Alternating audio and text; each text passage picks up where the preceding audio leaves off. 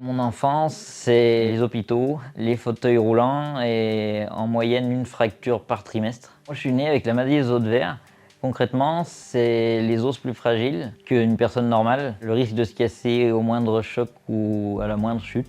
Des personnes connues comme Guillaume Batz, qui malheureusement est décédé, avait la même maladie que moi, ou la petite Émérée aussi. Aujourd'hui, mon quotidien, j'arrive à vivre, si je peux le dire, comme quelqu'un de normal. Donc j'ai un travail à temps plein, dans un milieu même plutôt contraignant, entre guillemets. Je suis dans les travaux publics, je suis chauffeur de camion dans les travaux publics. Après, je fais toujours attention à tout ce que je fais. C'est devenu une routine, donc moi je me rends pas compte, mais mes moindres gestes et faits sont calculé pour éviter de me blesser. Je fais 2 à 3 fois du sport par semaine pour maintenir une masse musculaire suffisante autour de mes os pour les protéger. Je fais aussi du cardio parce que c'est important pour nous. On a la cage thoracique un peu plus petite et comprimée que des personnes normales. J'ai beaucoup de matériel dans le corps. Voilà, j'ai des anclages télescopiques dans les 2 tibias, les 2 fémurs. J'ai des plaques qui vissent sur les bras et tibias, ça c'est suite à des fractures. Et j'ai des tiges de Harrington, comme on y appelle, donc dans le dos, pour traiter une scoliose, qui est aussi la conséquence de la maladie des os de verre. Ça se transmet dans les gènes. Moi, mon père était porteur, il me l'a forcément transmis. Moi, si je fais pas d'insémination artificielle, entre guillemets, forcément que je transmettrai le gène à mes enfants. C'est une mutation génétique, un peu comme